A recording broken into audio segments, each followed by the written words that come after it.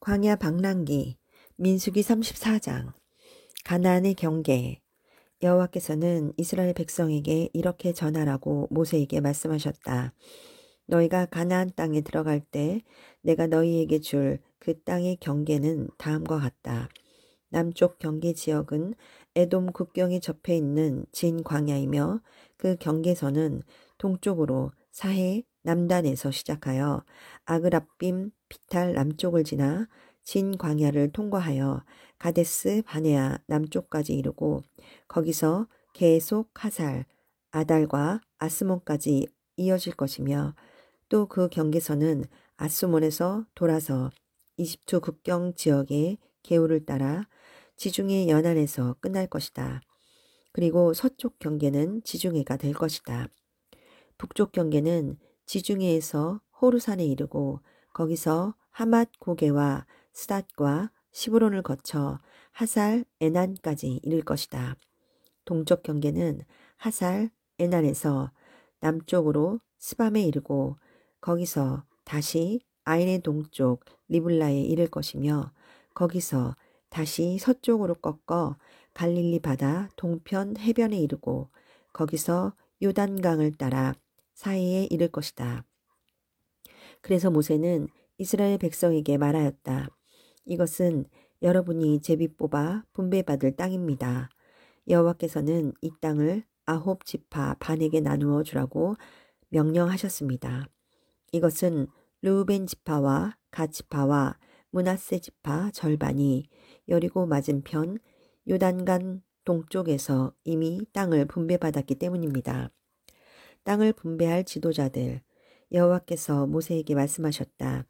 그 땅을 분배해 줄 사람은 제사장 엘르아살과 눈의 아들 여호수아이다. 너는 그들이 땅을 분배하는 데 도와줄 사람들을 각 지파에서 한 명씩 뽑아라. 그들은 다음과 같다. 유다 지파에서 여분네의 아들 갈렙, 시므온 지파에서 암미옷의 아들 스무엘, 베냐민 지파에서 기슬론의 아들 엘리닷, 단 지파에서 요글리의 아들 붓기, 므낫세 지파에서 에봇의 아들 한니엘, 에브라임 지파에서 십단의 아들 그무엘, 스불론 지파에서 바르낙의 아들 엘리사반, 이사갈 지파에서 아산의 아들 발디엘, 아셀 지파에서 슬로미의 아들 아히훗, 납달리 지파에서 암미웃의 아들 무다헬이다. 이상은 여호와께서 가나안 땅을 이스라엘 백성에게 분배할 임무를 맡긴 자들이다. 광야 방랑기 민수기 35장. 레위인에게 분배될 성. 여호와께서 여리고 맞은편 요단 강변 모압 평야에서 모세에게 말씀하셨다. 너는 이스라엘 백성에게 명령하여 그들이 분배받을 땅에서 레위인에게 성과 그 주변 들을 주어 그 성에서 살게 하고 들은 그들이 가축을 기르는 목초지로 쓰게 하라. 너희가 레위인에게 줄 성 주변 목초지는 성벽으로부터 사방 900m 이내의 땅이다. 성을 중앙에 두고 성 밖으로 동서남북 각각 900m씩 측량하여 그들을 목초지가 되게 하라. 너희는 과실로 사람인을 죽인 자가 피신할 수 있는 도피성 6개와 주변에 목초지가 딸린 42개의 성을 레위인에게 주어라. 너희가 레위인에게 주어야 할 성은 모두 48개의 성이다. 각 지파가 레위인에게 줄 성의 수는 분배받은 땅의 크기에 따라 결정하여라. 땅을 많이 분배받은 지파는 성을 많이 주고 땅을 적게 분배받은 지파는 적게 주어라. 도피성. 여호와께서 모세를 통하여 이스라엘 백성에게 이렇게 말씀하셨다. 너희가 요단강을 건너 가나안 땅에 들어가거든 몇 개의 성을 도피성으로 선정하여 과실로 사람을 죽인 자가 피신할 수 있게 하라. 그곳은 살인자가 군중 앞에서 정당한 재판을 받을 때까지 복수하려는 자들에게 죽음을 당하지 않고 피신할 수 있는 곳이다. 이 6개의 도피성 가운데 3개는 요단강 동쪽에, 3개는 가나안 땅에서 선정하여라. 이 도피성들은 이스라엘 사람뿐 아니라 너희 중에 영주하거나 잠시 머무는 외국인에게도 피신처가 될 것이다. 그러므로 과실로 사람을 죽인 자는 누구든지 이 곳으로 도피할 수 있다.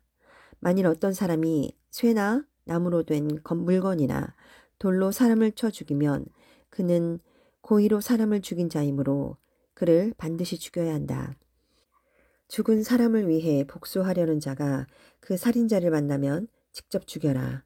만일 어떤 사람을 미워하여 밀어 넘어뜨리거나 숨어 있다가 무엇을 던지거나 앙심을 품고 주먹을 쳐서 죽이면 그는 고의적으로 사람을 죽인 자이므로 그를 반드시 죽여야 한다.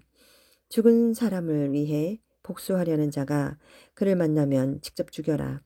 그러나 아무런 악의가 없이 우연히 사람을 밀어 넘어뜨리거나 무엇을 던지거나 보지 않고 돌을 던져 사람이 죽으면 백성은 그것이 과실인지 아닌지 결정하여 과실로 판명되면 그를 복수하려는 사람에게서 구하여 그가 피신하였던 도피성으로 돌려보내라. 그는 대제사장이 죽을 때까지 거기서 살아야 한다. 만일 그 살인자가 도피성 밖으로 나갔을 경우 복수자가 그를 도피성 밖에서 만나 죽여도 그것은 살인죄가 되지 않는다. 이것은 대제사장이 죽을 때까지 도피성에 머물러 있어야 할 사람이 그곳을 떠났기 때문이다. 그러나 대제사장이 죽은 후에는 그가 자기 고향으로 돌아갈 수 있다. 이것은 이스라엘 백성이 대대로 지켜야 할 규정이다. 고의로 사람을 죽인 살인자는 반드시 처형되어야 하지만 2사람 이상의 증인이 있어야 한다. 한 사람의 증인으로서는 살인자를 처형할 수가 없다. 누구든지 살인자로 판정되면 반드시 죽여야 하며 그의 형벌을 벌금으로 대신해서는 안 된다. 그리고 대제사장이 죽기도 전에 도피성에 피신해 있는 자에게서 돈을 받고 그를 자기 고향으로 돌아가 살게 해서도 안 된다. 너희는 이런 식으로 너희 땅을 더럽히지 말아라. 살인은 땅을 더럽힘으로 살인자를 처형하지 않고는 피로 더럽혀진 그 땅을 깨끗하게 할 수가 없다. 너희는 너희가 사는 땅, 곧 내가 머무는 땅을 더럽히지 말아라. 나 여호와가 너희 이스라엘 백성 가운데 살고 있다. 광야 방랑기 민수기 36장. 여자 상속인의 결혼 문제.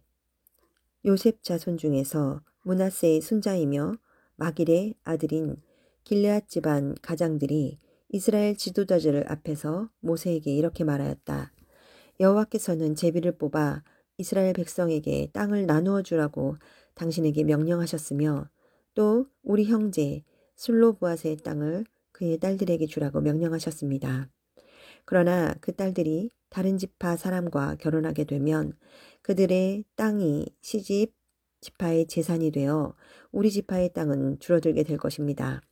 그리고 일단 다른 지파에게 넘어간 땅은 희년이 되어도 다시 우리에게 돌아오지 않을 것입니다. 그래서 모세는 여호와의 지시를 받아 이스라엘 백성에게 이렇게 말하였다. 므낫세 지파 사람들의 말이 옳습니다. 여호와께서는 슬로브앗의 딸들이 자기가 원하는 사람과 결혼할 수 있으나 자기 지파 안에서만 결혼해야 한다고 말씀하셨습니다. 이렇게 하면 이스라엘 각 지파의 재산이 자기 지파 재산으로 유지될 것입니다. 이스라엘 각 지파에서 재산을 상속받은 딸들은 반드시 자기 지파 사람과 결혼해야 합니다.